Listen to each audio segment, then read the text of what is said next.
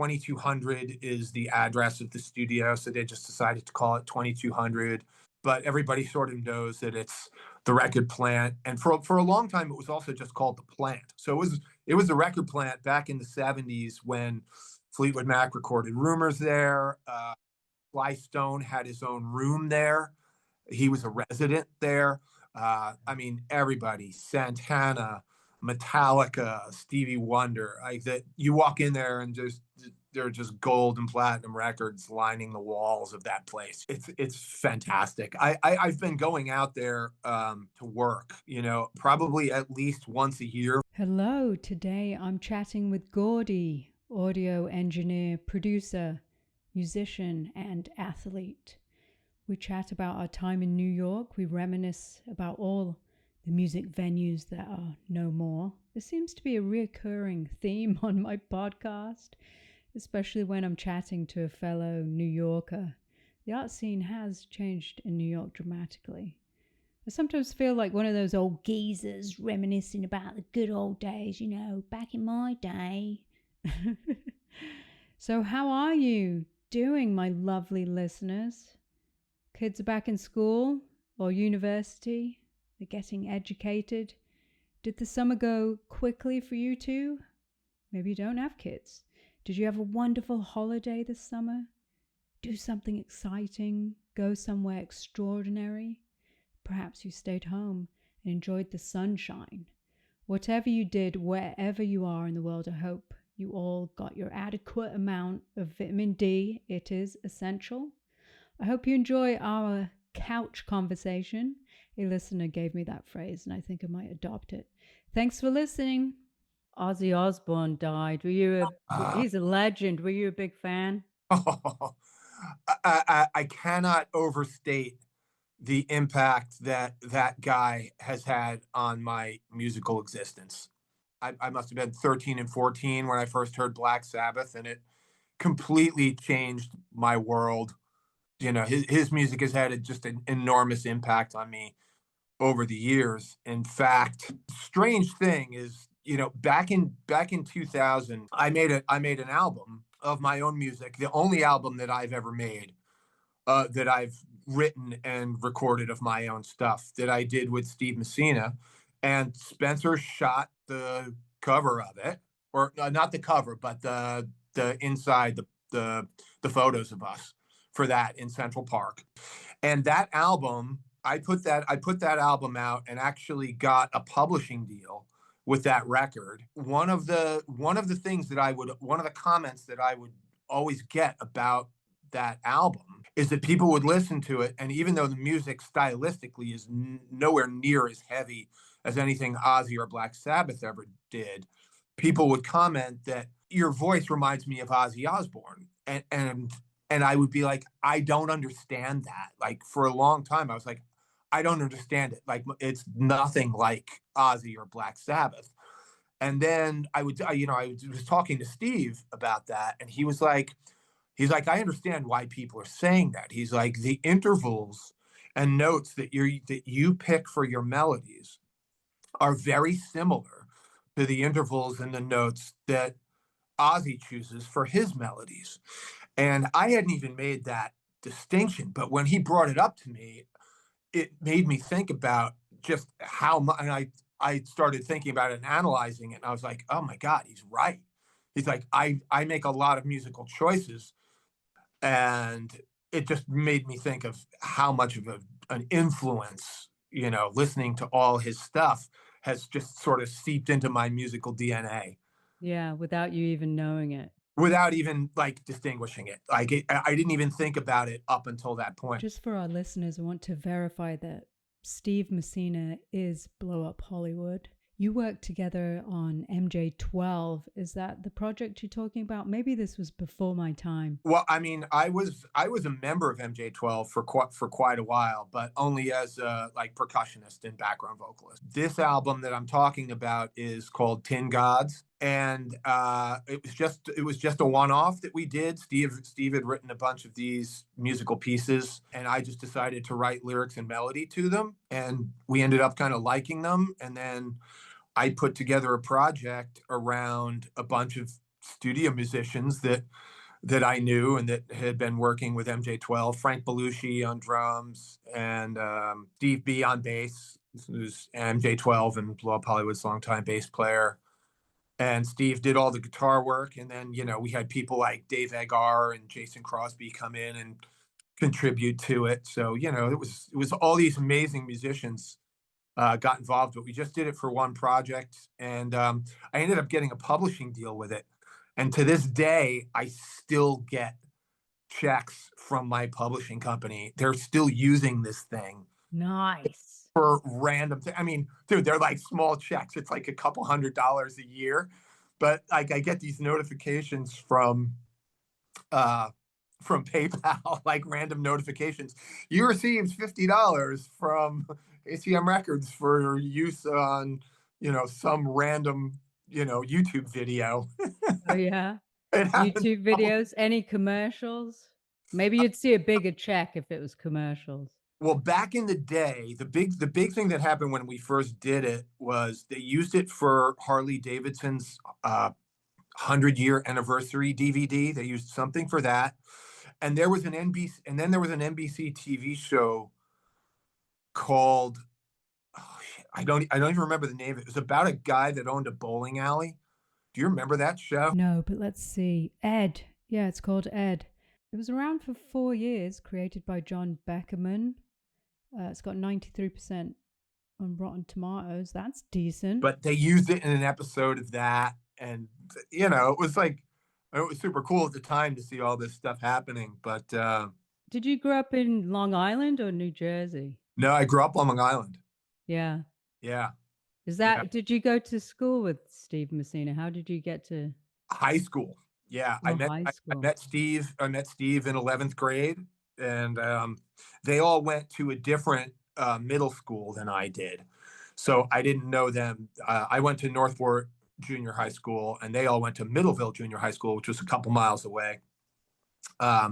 So Steve and his group of friends, I met them and sort of like joined their group of friends when I got into high school. They became they were an established group of friends, and I was sort of like the new guy, and came in and became friends with all of them. In the beginning, you were vocalist and percussion. Well, actually, that all came second to me. In terms of career wise, that came second. I went to school for recording engineering after I graduated high school. Once I got into that world, as I was sort of coming up, maybe 7, 8, 10 years into my career as a recording engineer, I decided that I wanted to learn how to better coach vocalists. So I decided to start working with a vocal coach. I'd always liked to sing, but I'd never sang publicly or done any performance or considered a career as a performing musician up until this point. And I started working with a vocal coach so that I could better coach vocalists in the studio. It's a big, recording vocals is a big part of being a recording engineer and a producer. So I figured it was, an important thing for me to understand the physical mechanics of how the voice is produced. And if I saw a singer not breathing properly, I could tell them how to catch their breath so they could maintain their pitch better. So I started doing that. And the vocal coach that I was working with was like, you're actually a really good singer. You should think about doing something with that. I'd never thought of that before. It's one of those things that's like, well, why didn't I think of that before? But sometimes it takes somebody to point out the obvious. So what I started doing shortly after that is I started singing background vocals. I started doing harmony vocals on things that I was working on in the studio. So I would, somebody was like, oh, we want to do a harmony here, but we want a different voice. The singer was like, we want it to sound like a background vocal part as opposed to the singer doing all their own backgrounds. And I was like, oh, well, I can sing those notes. And then, so I would go in and I would overdub my vocals.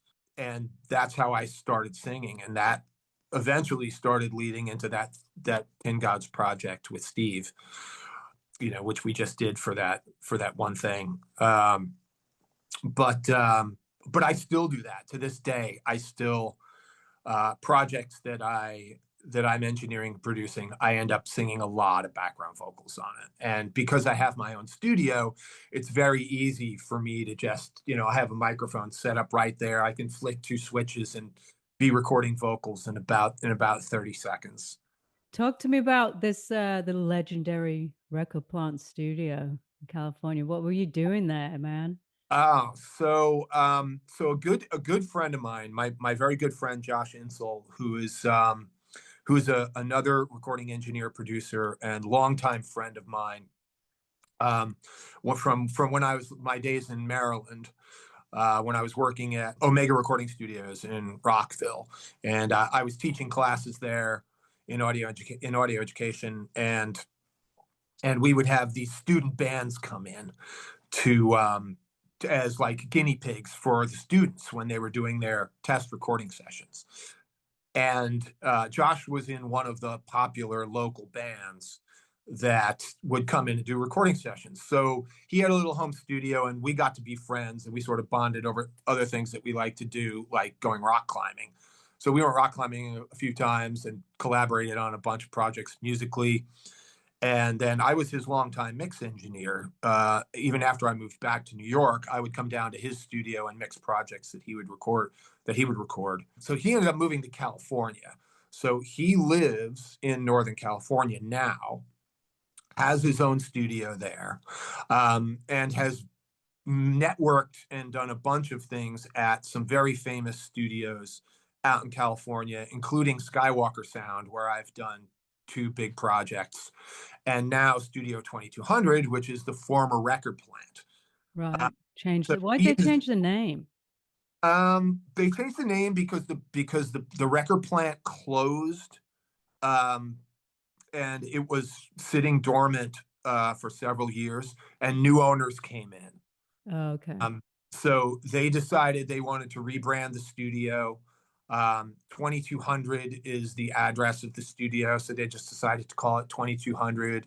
But everybody sort of knows that it's the record plant, and for a long time it was also just called the plant. So it was the record plant back in the 70s when Fleetwood Mac recorded Rumors there. Sly Stone had his own room there. He was a resident there. I mean, everybody, Santana, Metallica, Stevie Wonder, like that. You walk in there and just there are just gold and platinum records lining the walls of that place. It's like stepping into the hallowed halls when you go there. It's there's just this feeling of the records that were done there.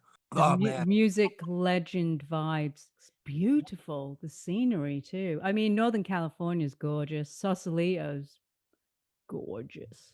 it's fantastic. I've been going out there so often to work.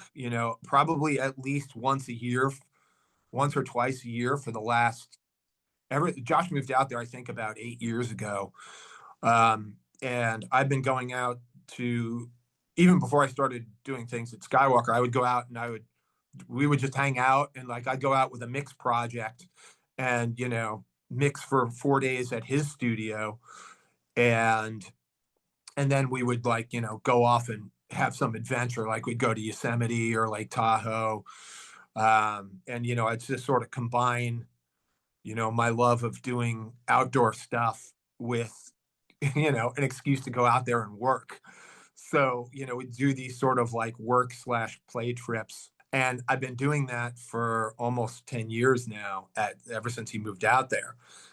And we've gotten to do some amazing work projects as well. So it's it's just been a lot of fun. But I love California. I love Northern California. Love Sausalito. And obviously, when I'm there working at the record plant, the Marin headlands are right there. I can just disappear into the woods on my bike in about 2 minutes. So it's perfect. It's perfect for me.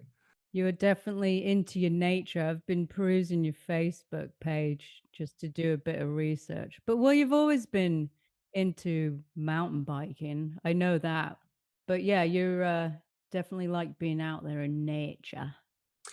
Yeah, it's a long time love of mine. My I think when I was a kid, my parents used to take us camping, my sister and I. We used to go on a bunch of different camping trips. So I developed a love for the outdoors and for nature very, very early on. I think it was a conscious decision on my parents' part to do that. So they used to take us camping. We used to go camping out on the east end of Long Island at Hither Hills Park. And then every summer we would take some trip to Pennsylvania or Virginia. Yeah, we recently went to the Luray Caverns. Have you ever been there? Those are amazing. Those are huge. Of course I have. Yeah. I was just like floored walking in these caves. I took my dad from England. He was like, wow. Yeah, Spectacular place, right? it is spectacular. And then yeah, Shenandoah, the Blue Ridge Mountains. There's so many songs written about the Blue Ridge Hmm. Mountains, right? And actually don't look like mountains to me. They're more like hills, Yeah. but Yeah. they are blue and that you're just like Yeah. surrounded. Well, they're very old. They're one of the oldest mountain ranges in the world, and as opposed to mountains like the Rockies and the Alps that are very jagged, it's like when you have these mountains that are more rounded and green as opposed to, rocky and bare and jagged, that's an indication that, they've been worn over millions and millions of years. These are the old mountains. The old mountains. Yeah, these are the Yeah. old mountains.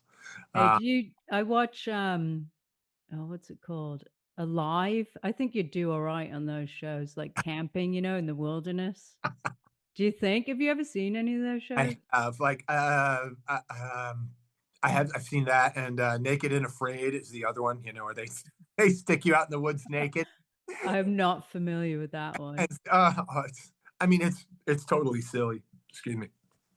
But yeah, they stick you and another person out in the woods naked for like 2 weeks, and see you have to rely on your survival skills to to try and make it 2 weeks before they come and rescue Oh, you. no, I gotta have some supplies. it, Like, it, come it, on. they'll give you like a couple of choice things, like a knife and a section of rope, and you have to make you have to make do with that. But anyone, they always end up freezing their asses off or being covered in bug bites. Could I survive? Yeah, probably. I think I could probably make it through, but would I want to do that? No. Absolutely not. I'm so fascinated by it. I think the number one rule I've learned is gain loads of weight, Yeah. Yeah, right? Before you go there. exactly, because you're gonna get super skinny. Yeah. Yeah. Yeah, uh, I've seen a couple of women do it and they got quite far, but yeah, they gained so much weight and they made these lovely little houses, little huts, kept themselves warm. And then I think at least the show I watched, I think mentally that's what does people in. oh yeah. It's the mental. Yeah, absolutely. Absolutely. They just, mentally they break down, they can't handle it. It's too different from what they're used to. And, people aren't used to dealing with that kind of adversity in general. Right. Or So, being alone that long yeah, yeah, with just your thoughts. That would do my head in. yeah. That's not easy. So you were teaching some audio classes. How was that? What age group were we talking about? College kids? So after my stint at Omega Recording Studios, which was from 2003 to 2007, which is when I was there. That's a studio that's also a recording school that is licensed and accredited through the University of Maryland. So that was my first formal introduction to teaching classes.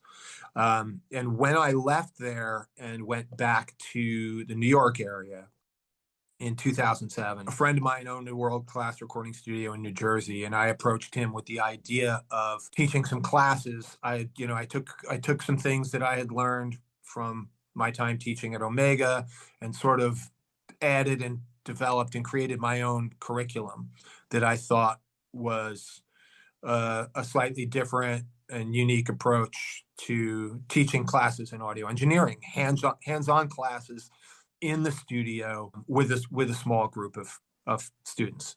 And the age range was, I think we cut it off at 16. You had to be over 16 but as old as you wanted to be. It's adult education, but we kind of cut it off at 16. And I have done that in various configurations and at multiple studios for the last close to 20 years now.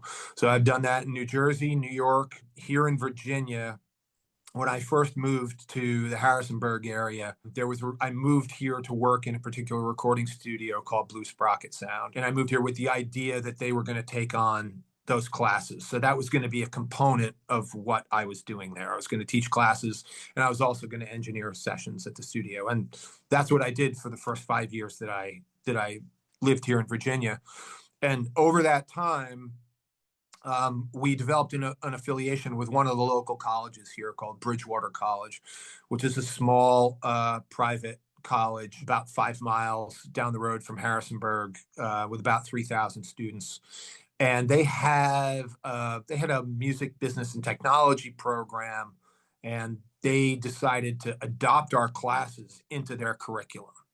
So I actually became an adjunct professor at the university, which is something, if you asked my high school teachers if I would ever be teaching at a university level, they would have been like, nah, he's probably going to just be in jail. So I always think about that, because I was a complete and utter fuck up in high school. Most of my teachers thought I'd never amount to anything. So when I got my ID card, I remember getting my ID card from the college once I started teaching the classes there, and just looking at it and be like, oh my God, my high school teachers would look at this and be like, no way, absolutely not. Why do you think you were a fuck up in high school? Just because, I was an ADD kid who had no interest in any kind of formal learning. I hadn't figured out what I liked yet. I hadn't distinguished for myself, music as a career or audio engineering as a career. And I was a fool for not being able to distinguish that. But I kind of excused myself because I was young. I had always had an interest in stereos and electronics. I'd always loved music. I've been passionate about music and going to see bands and my favorite bands. How I had never put two and two together. There's actually something that you can do that combines these things that you might be able to make a career out of. That didn't evolve. I didn't even figure that out until after I graduated. When I graduated high school, I managed to barely squeak into um, a state school, a state college that let me in with my D plus average. I just didn't want to do any work when I was in high school. I just wasn't interested in anything except hanging out with my friends and getting high and all the other stupid things that dumb teenagers do. And it wasn't till Steve Messina was. I went away to my technical college and took business classes because I didn't know what else to do, and I hated it and hated where I was, and failed out and came back to Long Island after one semester, not knowing what I was going to do. And Steve Messina was going to school at Five Towns College for music, studying guitar, and he's like, well, they've got this audio engineering thing here. Why don't you look into that? So I went over there and walked into the recording studio and took a tour. And as the moment I walked into that room and I saw the recording console and I saw all the equipment, I was like, I'm home. I'm, Yeah. this, Light bulb went on. this Boom. is it. This is it. So I went from this, moronic kid who, couldn't give a shit about any kind of schoolwork to somebody who decided to buckle down and study and be serious about something for the first time in my life. So it took figuring out that there was actually something out there that I could work at, that I actually loved and enjoyed and was passionate about, for me to get serious. And the irony of it was the core curriculum that I had to take, um, were the same business management classes that I had just failed out of at the other school. So I was taking marketing and accounting and all these other things in addition to courses in audio engineering. But I needed these other classes because it was a core business curriculum. I needed these other things in order to become a recording engineer. So, and I knew that, so I had to take it seriously. Yeah, I lived in New York at the best time. Had an amazing time living in New York then, in the '90s and early 2000s. That's when I met you, early 2000s. Yeah, it was unbelievable then. I mean, I was back in New Jersey from 2008 to about to 2015. So I was still working in New York a lot and going into New York, and it just had changed so much. And it finally reached a point where I couldn't work the same way I had worked previously in the New York area. Most of the live music venues had closed, had been priced out. Almost all of the recording studios that I had worked in as a freelancer had been priced out and closed just due to, rents being what they were in New York and, the cost of living. You could be a recording studio in New York, a commercial recording studio, and be booked 24/7 and not make enough money to pay your monthly nut. Oh my God. And all these places. I mean, all these places that we used to go to see live music. Yeah, I heard Rockwood is done. Rockwood's the latest. That was like the holdout. Yeah. That was the holdout. I mean, my God, Lucy. I have this fantastic photograph. I don't know if you have it, but it's a photograph that was taken of you, me, I think Milana, Allison, Faith, Yeah. Steve Messina, Spencer, and me outside of the Rockwood. I must have been after a blow up Hollywood show, but we're all together and we're all like making these crazy faces. And there's a window, like you can see into the pizza place, and there's like this guy sweeping with a broom in the pizza place, and we're all like nuts, like going nuts in this photograph. I have to send it to you. I have it. Yeah, send it to me. I I'll you use have it to on some social media. Yeah, it's just this fabulous photo. It's this fantastic photo. I don't even remember who took it, but it's all us just being nuts and crazy, taken right outside of Rockwood, and it's so great because then there's contrast. This guy just sort of drearily sweeping inside the window with the broom, and then us outside all animated. It's fantastic. He's like, fuck my life. These guys are having a good time. Yeah, we look like we're having a blast.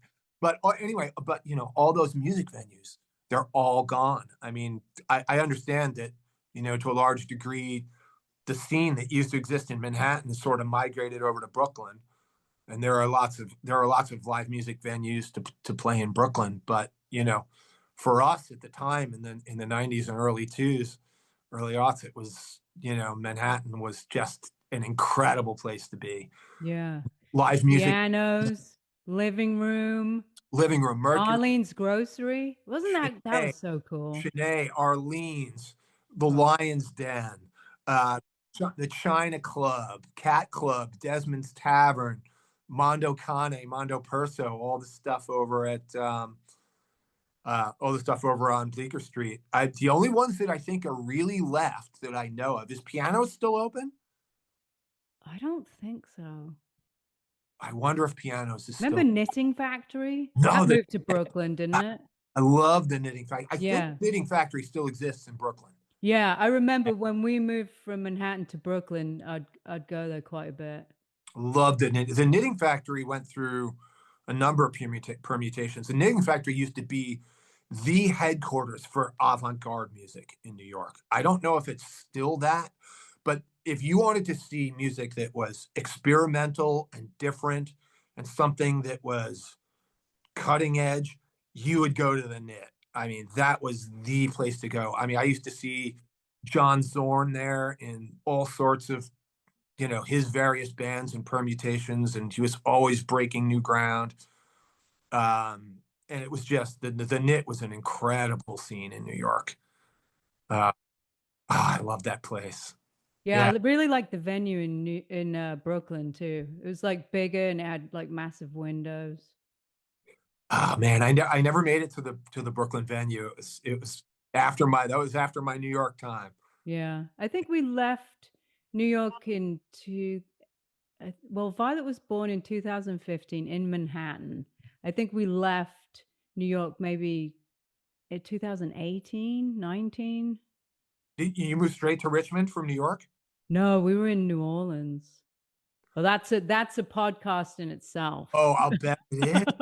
Wow, you lived That's in. not like living in America, New Orleans. Oh man, New Orleans is a world unto itself, isn't it? It was magical. I'm embarrassed to say that I've never been. Oh, yeah, you should experience New Orleans at one point. I know it's not somewhere where I would want to live, Yeah, we figured I, that out. but I do want to go and experience it. I was gonna look up and see if pianos was still there. Oh, Let's have a look. I wonder. I think Mercury Lounge is still there. Yeah, yeah, definitely. That one I know is still there. Yeah, it looks like pianos is still there. Oh, that's good. The living room was another one that we used to go to all the time. Yeah, I like that place. And do you remember Brownies? No, brownies? Yeah, Brownies was on, I think, was on Avenue A at like 10th Street. MJ12 used to play there. I used to go there to see a bunch of shows. So many, just so many venues in New York that aren't there anymore. I know, it's sad. Yeah, it was a different place then. And the fact that all those studios in the I mean in the 90s, you could go out and see a band every night. You could go out and see 10 different bands at 10 different places. And when I came up working at studios in the 90s, there were so many recording studios in New York that if had a disagreement with the manager of one studio, and you could just be like, I quit. I don't like this vibe. I quit. And you would have a job at another studio on the next block the next day. Like there were just so many studios. Engineers were constantly, engineers and assistant engineers were constantly jumping around from studio to studio. And, you could work anywhere. I mean, it was such a fertile environment for music and musical people at that time. It was wonderful. I wasn't, I was like, I can't work the way I'm used to working anymore here. So I started thinking about other options where I might be able to do that. And initially I was looking at California. I had friends in LA and San Diego, and I had done a trip out there and met some people and got introduced to some people. And I sort of laid the groundwork for a move to LA. I pretty much decided that that's what was going to happen. And then, sort of as a backup, I sort of had a list of cities and towns on the East Coast that if the LA thing, I decided not to do that, that maybe there would be a chance for me to stay on the East Coast. So I went and I looked at a couple of studios in a couple different towns, and I ended up finding a place in Harrisonburg, which is a town that I had been to for bike races in the past. So I knew it. I knew it was kind of like a cool, hip little town in the mountains that had a lot of the stuff that I liked. But I found this incredible recording studio, world-class recording studio that was here, and ended up speaking to them and working out a deal where they were going to run my classes and I could engineer at the studio and I could stay on the East Coast. It was far less expensive than a move to the West Coast. I Yeah. could still work with a bunch of my East Coast clients, my New York clients. It just seemed like a better move. So I ended up staying here, and I canceled my California plans for moving and ended up moving to the Shenandoah Valley. And I worked in that studio as an engineer, teaching classes and doing recording sessions, and also branching out into doing live sound, which was a new thing for me, which is something I never wanted to do in the past. I was always a studio rat. Yeah, why? Because of the pressure? Yes, the pressure to a certain extent, but it was also the technology. Like the pressure existed because of analog technology. it was, you really had to work in a certain way when you had an analog console, and you were also chained to the console itself. So if there was a problem on the stage, you had to run from behind the console up to the stage to do it. And then with the advent of digital technology, all your live sound is now run from an iPad. So if there's something wrong, you can run up there with your iPad and fix it, or you're up there already and you fix it before it becomes a problem. So I ended up jumping into the live sound world big time when I was down here. And now it's probably 50% of the work that I do. It's Clementine, right? Where you're at? Clementine Cafe is a live music venue down here in Harrisonburg, and I am the chief engineer there. So I run sound there for all sorts of local, regional, and national acts that come through. And I also co-run an open mic there every I other week. love that. Yeah, I love open mics. I do too. Yeah. It keeps my hand in, sort of keeping the musical community in this area alive and vibrant. We have a bunch of people who come every week. But because Harrisonburg's also a college town, we have a lot of people who are coming through, and who just randomly show up. We have new people coming all the time. So it's a great way for me to get introduced to new musicians who are new in the area, discover new music. And a lot of the people that I work at open mic end up meeting, becoming friends with. They become my clients at my studio. I now own and run my own studio. So that sort of circles back into me having my own studio. Well, how did we get there from me working at Blue Sprocket, which was this commercial facility? Blue Sprocket was a world-class commercial studio, and I did a bunch of really, really great work there. But in 2021, that studio and the entire complex that it was in was destroyed in a gas explosion. Oh shit, really? Yeah, Anyone hurt? I it hope not. actually made no one was killed, but there were some people that were hurt, but no one from the studio. I was actually in New Jersey at the time, and I was getting all these frantic phone calls from people asking me if I was okay. And I was like, why? What happened? And then I got the whole story. Um, but yeah, there was a gas leak in another part of the building, and it was about 8:30 a.m. on like one of the first cold October mornings of the year, and the heaters kicked on for the first time in the year, and unbeknownst to anyone, gas had been leaking up into that space. And when that spark hit, apparently that was it. The whole place. The explosion was so big that it was heard and felt up to 40 miles away, Bloody hell. and it was covered on the national news. Like they talked about it on CNN. Crazy. So in any event, all my equipment that I personally owned, that was part of my home studio when I was in New Jersey, that was being stored there, not really being used because it was a commercial recording studio. I had no need for my own studio, so it was just being stored there. So I lost all of my gear. I lost all of my own equipment, not all, but almost all of my own equipment that I had. And I lost basically my number one place of work. Oh. Um, yeah, it was a hugely tragic event. I mean, luckily no one was killed. And that had to do with the time of the morning. The fact that it happened at 8:30 on a Saturday morning, all the other businesses in that block of shops were closed. Except for one. There were some people. The people that were injured were in a barber shop at the end of the building, and they were blown out through a plate glass window. Holy shit. Yeah, I know. But they survived. They sustained some minor injuries, but they were okay. Uh, Whoa. but the studio was just completely demolished. I mean, several $1 million worth of equipment that could just simply not be replaced. Like you're talking about, like vintage recording consoles. The console that we had there was one of only 9 in the country. shit.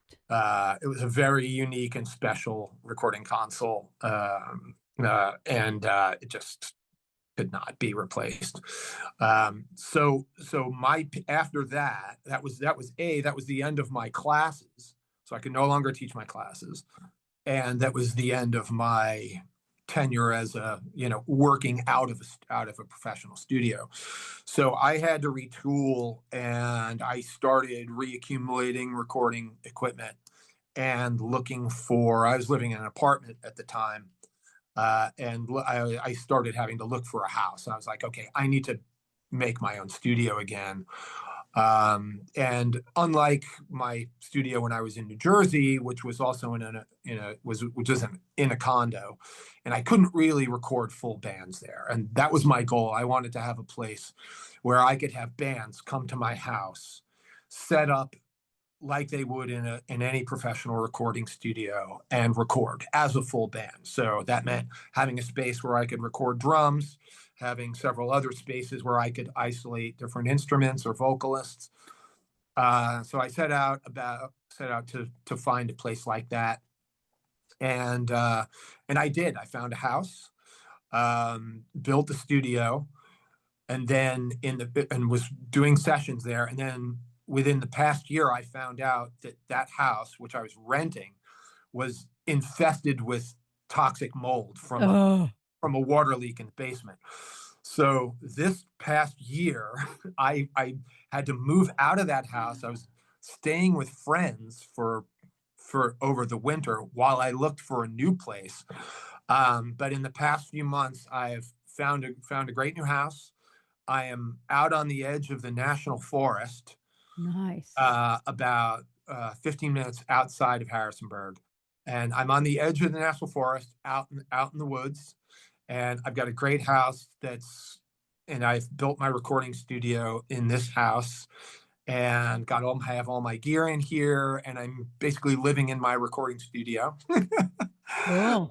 and No mold, no mold, no no mold. gas leaks. No mold, no gas leaks. Yeah, I'm finally in a good place. So I have my little studio out here, single track audio. I've got it set up so that someone can walk in the door and be recording within 15 minutes. I have a great set of drums here that's set up and mic'd full time. Okay, talk me through this. I'm a novice when it comes to sound engineering. What's optimal? What do you look for in a place? High ceilings? Uh, High ceilings are preferable, yes. Not essential, but preferable. You are looking for, at least for me, because of the type of music that I like to record, which is generally, rock, jazz, folk music that requires good acoustics. Okay, as opposed to like, hip hop and dance music where everything's all electronic. The acoustics of your space don't really matter because you're not recording instruments in an existing actual acoustic environment. So based on the kind of music that I like to record, I need to find a space that's actually going to sound good. And when I say sound good, I have my own personal preferences. I like big sounding drums, like Led Zeppelin-y sounding drums that sound very live, that sound like you're standing in the room with them. So when I was looking for a space, I had to find something where, in my mind, I could set up mics in this room and get that sound. So it was a little harder for me to find a house because, in addition to looking for a space that, like, okay, well, that's a nice house, I'd like to live there. I have all these other parameters that I'm trying to fit in. Like, I need it to sound good. I need there to be a certain amount of isolation, sonic isolation from the outside world. I can't have I can't have a house that's on a busy highway where there's the constant din of traffic or something like that. So I have all these other requirements. So it took me a little longer to find a place. Yeah. Uh, so this space that I found is kind of it doesn't have terribly high ceilings, but high enough, and it's sort of this big open room with wood floors and stone walls, and there's a kitchen that's attached to a big open living room with no walls. So it allows me to set up microphones in the back of that space and capture the natural ambience. It sounds really good.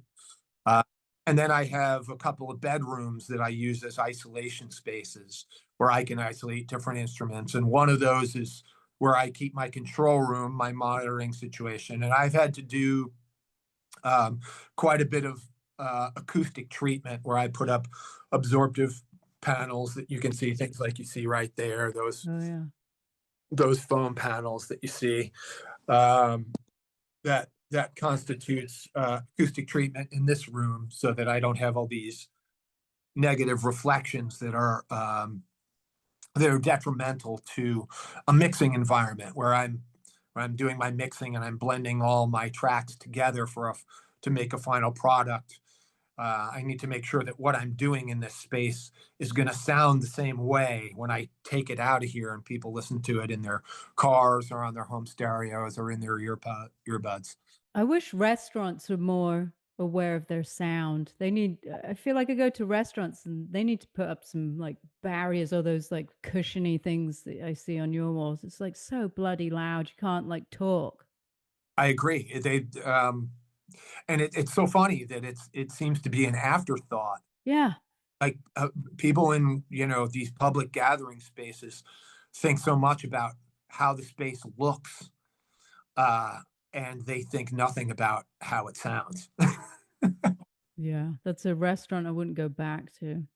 Being a music person and a sound person, you definitely approach spaces from a different point of view. Like I won't go back to a place, you know, it may be a great restaurant, there may be great food there or a great vibe, but like if they play their music too loud and it's Oh, music yeah. that I don't like if they're playing like bad house music while I'm trying to eat and have a conversation, I'm like, I'm never going back to this place. We were recently at our local pizza joint. It's indoor, outdoor seating. And they were playing Nas and then Naughty by Nature. And I mean, there's just loads of swear words in that, not appropriate for family dining Yeah. at all. I like hip hop. People are clueless when it comes to music, right? Yeah, it's like you want to have a family place, you kind of have to take that into consideration. I have to think about that at my open mic. We think about that all the time because Clementine's is also a restaurant. I mean, it's really primarily a restaurant. So they have a lot of people, a lot of their revenue is generated from people coming in and eating dinner. So they don't want us having our open mic. And in the first hour, we get, a stand-up comedian or a spoken word artist up there dropping a million F-bombs, while there are three families in the front row with their kids. So we have to carefully curate, we have to make sure we know that we tell the performers, okay, keep it clean until after 8 o'clock, and Yeah. then the dinner crowd leaves, and some of the more the night crowd filters in. You can say what you want. Talk to me about your mountain biking. A Facebook post of yours from 2023. You did 4,000 and 89 miles in that year. Yeah. So that's 447 hours. That seems extreme to me. And I think you said that's not even the most. You're Yeah. getting back into it. You took a break. Yeah. Well, I've been riding bikes for fun since I was a kid. I was a BMXer, and then when I was in high school, I was in my high school bike club, and we did a trip from New York to Boston, and we did another one that we started in North Carolina and rode down to Daytona Beach, Florida. So I've always had a love for bicycles for whatever reason. It just never. I've always ridden bikes. Like even when I lived in New York, and I had a car. I'd gotten into mountain biking, and I would drive out to New Jersey or upstate New York to go mountain biking any chance I could. And in 2003, I started when I moved to Maryland. I sort of got into the bike race culture, and I started racing mountain bikes. And I've been doing that ever since and still do. And you're 50 plus. Let's tell the listeners you're like in your I'm 50s. Yeah, I'm in my 50s, and yeah, still, you know, you, I I would describe mountain biking, cycling in general, as less of a hobby and more of a lifestyle. As you get older, you're sort of looking for ways to keep feeling young and to stay youthful. And for me, this is a great way to do it by leading a sort of a what I refer to as like a training lifestyle. So if I'm constantly thinking about the fact that I have a race to do and I'm training for it, even if I'm training for something really seriously, then I've worked with coaches where I have a training program and a training plan where, you know, throughout the course of the week, I have several prescribed workouts where I'm supposed to be doing, this type of interval session, this amount of intense workout and this amount of endurance workout and things like that. And it can be very disciplined. So if I'm training for something specific, sometimes I'm doing that sort of thing. And then even if I'm not training for something specific, I'm always doing some form of that where I feel like a certain amount of time of my week has to be spent out there staying physically fit. Most of that is on the bike, but I also do other things like hike and occasionally rock climb and go to the gym and do yoga. So I'm trying to lead a fairly healthy lifestyle that helps keep me young. It's helpful to have sometimes like the races that I do.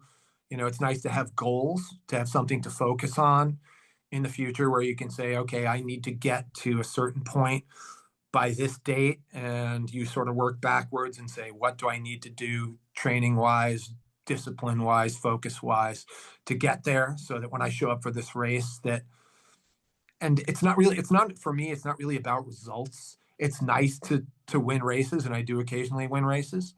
But you just want to show up and do your best. And when you're done, you feel like you've accomplished something. Yeah, mountain bike, that's pretty gnarly, man. I've seen some of your falls and scrapes. I think you videoed one of them. You just like the camera just went to black. You're like, "Oh, Yeah. mate, is he all right?" Yeah. Yeah. You do. Yeah, it is a high risk sport. Um, and there are definitely times when, I have people being like, what are you doing? Like you're out in the middle of the woods by yourself, like riding this insane rocky, you're riding down something that doesn't even look like a trail. Like, what the hell are you doing? Like, what happens if you fall? And I'm like, well, there is an element of risk there, yes. But there are certain things that I try and do to, first of all, I do know my limits, and there are plenty of things that people do on a mountain bike that if you go to YouTube and look up extreme mountain biking, you see people doing things that are well beyond what I usually do. I'm not a big jumper. Like you see people going off of these like 100-foot jumps, Yeah. 5-second airtime. That's not me. I prefer to keep the rubber to the ground. Yeah. Speak. Yeah, Uh, my Instagram feed is like, yeah, mountain bike jumps, like insane skateboard tricks, and then like just cute dogs and cats. yeah, mine looks a lot like that too. Yeah. Keep it happy. Yeah. But I have had, I've messed myself up on the mountain bike. Sure, I've spent time in the ER. I Ever had, put your had shoulder out? not my shoulder. My last one, I've gotten some stitches in my face. I've crashed. I had a couple bad crashes in races where I've cut my face up pretty bad. And then I had a fall. I had a fall on a ride where I was climbing. I was actually climbing. I was going very very slow up a hill, and I lost my balance. And the trail slope. There's a steep slope on a mountainside to the right of the trail. So I lost my balance when I fell, and I fell down the embankment. And I tumbled down this embankment for about 50 feet. And I was with a friend of mine who ended up taking pictures of me like lying on the ground down at the bottom of the embankment. So instead of running down there and helping me, he like pulled out his camera, was taking. Let me get the shot Yeah, first. so I've got shots of me like sprawled out on the ground, and yeah, every once in a while I'll get some video uh, uh, of myself crashing when I'm because I like filming from my point of view. I basically just have my iPhone on a little mount. I asked my guests this same question. What music is moving you at the moment? Or what's always on your playlist? I know we talked about Aussie, but Um, what else? for me, it's always I always have some kind of jazz or jazz fusion that I love. Chick Corea is probably my one of my favorite artists of all time. Unbelievable piano player and composer. Old Miles Davis and John Coltrane, stuff Yes. like that. Yes. Sort of lives in my head rent free. Lesser known bands, a band called Failure that I really love a lot, which is a '90s band that's reformed, very influential. I love other hard rock stuff. Black Sabbath always. Tool. King's X is another sort of lesser known band that's still What's that in? King's X. Oh, King's X. King's X. Or like that. Okay. But then I love like modern stuff, like Jason Isbell. I love Americana. Chris Stapleton, Jason Isbell. Love those guys. Brandy Carlisle does great stuff. Absolutely love her voice and her music. Um, but yeah, there's tons of great music. I mean, the one thing that I would really want to say about how music, I think, in these times has been devalued in our culture, because I think largely to a large degree because music now is streamed instead of really purchased. So music kind of exists for a lot of people as a background. We don't sit and listen to music the way we used to, and everyone thinks that music kind of should be free. Where music used to be this thing where if you loved it, you were willing to go out and spend money on it. That if you love music, to go out and support music in any way you can, whether it's buying it or seeing live music, seeing original live music live, going out and talking about your favorite artists. And there's still so many great new artists out there making music, original music, that I think it's worth everyone's while if you're a music fan to go out there and discover those artists and new music. Like, I mean, I've produced records in the last few years for some amazing people. There's a band called the Judy Chops that are a fantastic local band from around here that have made some waves. Great singer songwriter named Rob Cheatham, who just plays Americana, but manages to say things lyrically in a way, familiar themes in a way that I don't think they've ever been said before. And these are people that unless you're local, you don't know about. So I try and do my best to work with artists like that and expose them to as many people as possible. Yeah. Beautiful. I well said. Yeah, live music. Music is magical. It You know? absolutely is. It gives you a feeling like nothing else in this world, doesn't it? Yes, it's magical. Music is magical. In fact, I had a podcast with Mikey McGuire. He's this audio engineer. You two would totally get along, I'm sure of it. Anyway, I love the social connection. I've been going to a lot of gigs alone, and my tribe's there. We have a common bond already. You don't need to go with anyone. It does. It does. All the emotions that you're capable of feeling, you can feel through music.